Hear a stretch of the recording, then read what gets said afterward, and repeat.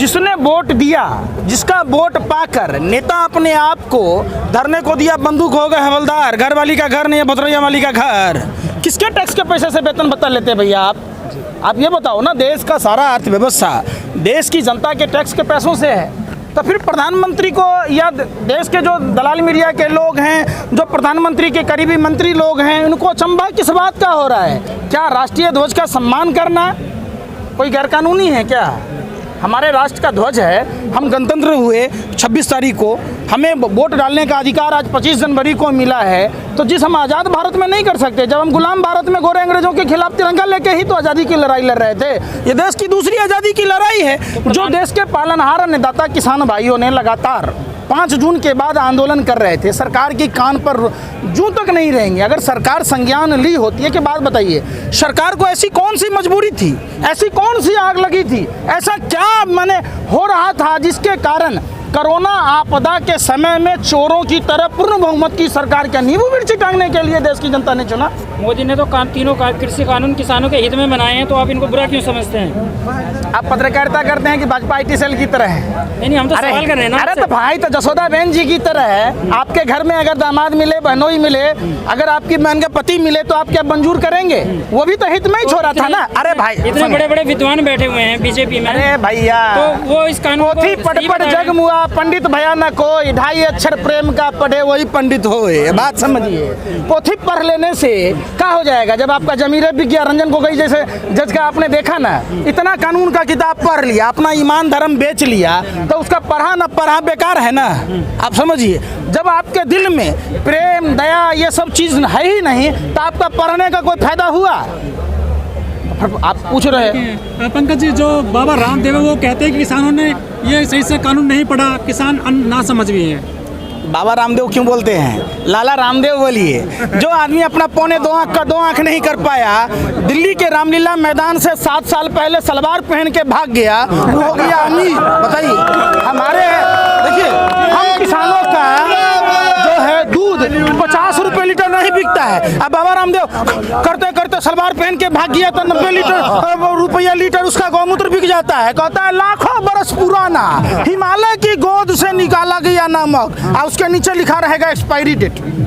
तो नहीं खोद के लाता ना तो नमक हुए सर जाता। दुनिया कोरोना की दवाई से परेशान है। बाबा रामदेव ने तो सबसे पहले पूरी दुनिया में सबसे पहले कोरोना की दवाई बना दी थी। बाबा रामदेव एम्स में क्यों भर्ती होता है? बालकृष्ण एम्स में क्यों भर्ती होता है? बाबा रामदेव को कहते हैं ना कि अपना पौने 2 का 2 कर लेता, आंख पूरा कर लेता है कोई दवाई?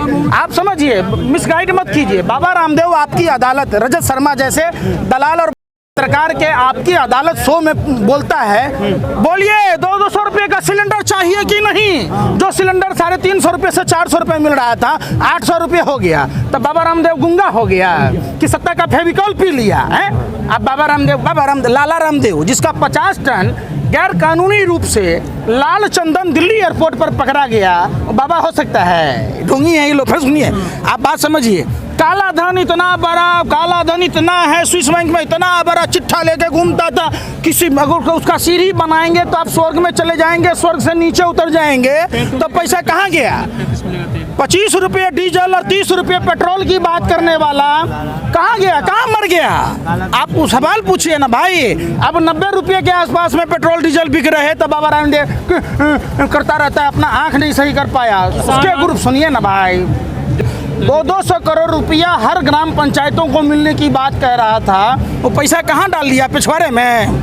सवाल पूछता है भारत, और ऐसे ढोंगी बाबाओं पर थूकता है भारत। पंकज जी, जो दो बड़े उद्योगपति हैं अडानी और अंबानी, उन्होंने काफ़ी प्रचार किया है कि पूरे किसान आंदोलन में हमको घसीटा गया है, हम ना किसानों से ना जमीन लेते हैं डायरेक्ट, ना अन्न लेते हैं, हम तो केवल FCI का जो अनाज होता है तो उसको सेफली सुरक्षित रखते हैं अपने गोदाम में। आपने प्रधानमंत्री का वो नारा सुना होगा, भाइयों एवं बहनों मित्रों, हम 60 महीना सत्ता के सिंहासन पर आरूढ़ होने के लिए नहीं, मैं देश का चौकीदार। तो सही है ना कह रहा था, अंबानी अडानी ना मालिक है। जब उसका चौकीदार सारा काम कर रहा है, जो कहता था माँ गंगा का लाल, वो निकला अंबानी अडानी का दलाल। देश ने देखा है। आप सुनिए, जब MTNL और BSNL जैसी सार्वजनिक संस्थाएं देश के अंदर थी, तो प्रधानमंत्री के कंधे पर बंदूक रखकर मुकेश अंबानी ने जियो फोन को लॉन्च किया। प्रधानमंत्री, ब्रांड एम्बेसडर, सेल्समैन, सप्लायर तीनों थे। सरकारी संस्थाओं में सरकारी डिपार्टमेंटों में हर मंत्रालय में जियो फोन बांटे गए,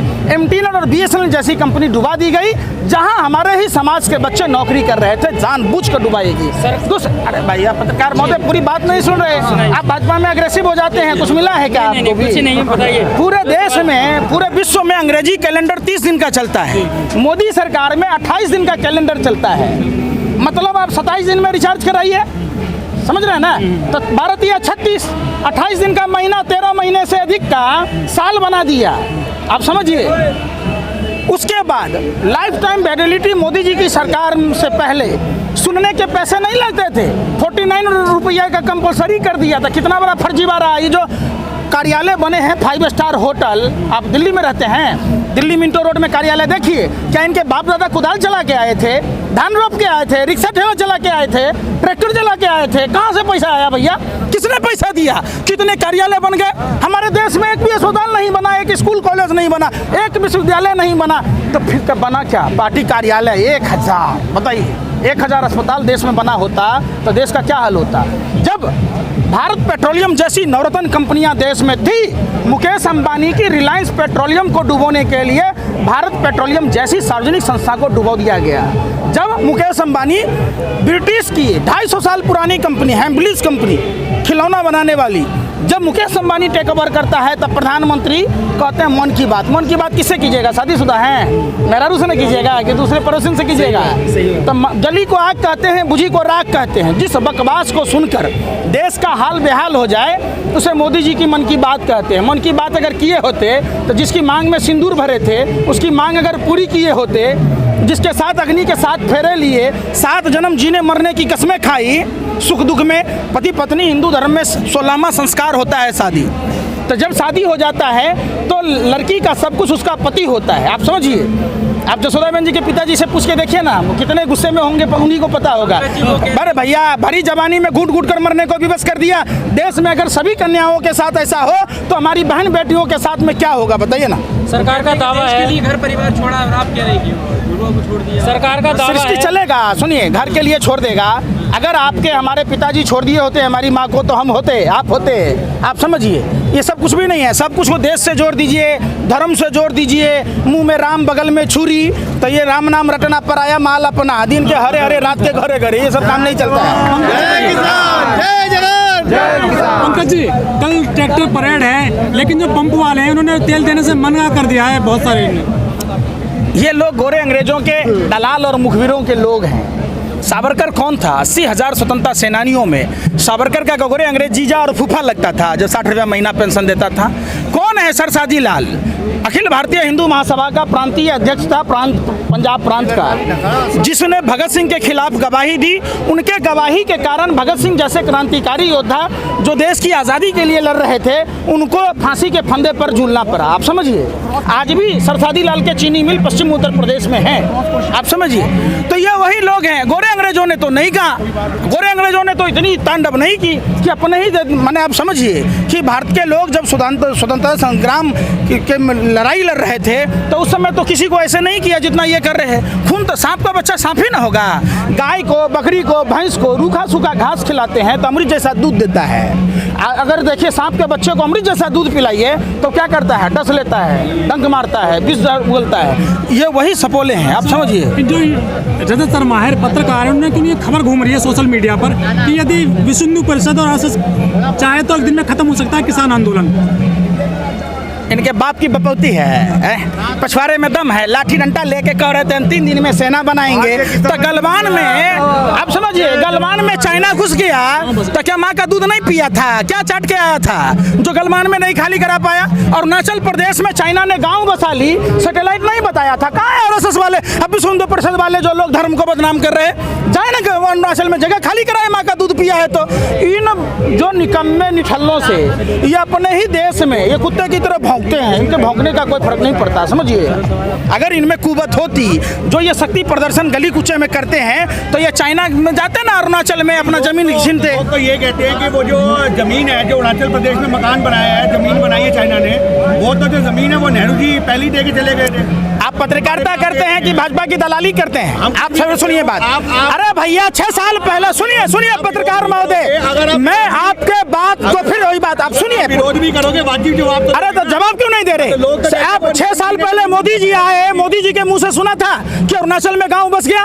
भाजपा का सांसद, भाजपा का प्रदेश अध्यक्ष अरुणाचल प्रदेश का तापिर गांव लोकसभा में लोकसभा चुनाव से पहले बयान दिया था अंतरात्मा की आवाज पर। वो भी नेहरू जी ने समझा दिया था क्या कि तापिर गांव तुम बयान दो, फिर वही बात। आज अगर तुम्हारे पूर्वजों की जमीन पड़ी है, तुम जब मर्जी बनाओ, उसमें क्या मर्जी है? तुम 100 साल बाद अरे किसके पूर्वजों की है? हमारे पूर्वजों की है ना। आप फिर वही बात, आपसे लुआई नहीं संभली, आपसे सरहद नहीं संभला। कह रहे नेहरू जी देखे गए, उस पर बात बताओ। अरे भाई तो आप क्या कर, आप 6 साल से है ना सत्ता में झक मरा रहे थे। 6 साल पहले आपको ध्यान नहीं आया? क्या करेंगे? चाइना में घुस के जमीन छीन लेंगे तो दे के चलेंगे। आंखें लाल करके दिखाने की बात कर रहे थे, 1 सर के बदले में 10 सर लाने की बात कर रहे थे। 56 इंची का सीन आपका टाइम फुस हो गया है? क्या बातें करते हैं? जब 6 साल से आप उसका जिक्र क्यों नहीं किए? आप 6 साल के बाद जिक्र कर रहे हैं कि पहले ही हो गया था। ये देश ने लीडर चुना है, डीलर थोड़ा ना चुना है। आप कांग्रेस से कथा बाचे कि नहीं ना है कि कथा बात से रहिएगा। आपको देश ने प्रधानमंत्री चुना, 6 साल से आप प्रधानमंत्री हैं, तो क्या 6 साल से आपको अपनी सरहदों की जानकारी नहीं थी? सर, ट्रैक्टर परेड के लिए ये बोला गया दिल्ली पुलिस के अधिकारियों के द्वारा कि इसमें पाकिस्तान का हाथ है, ट्विटर हैंडल बना रखे हैं किसानों ने।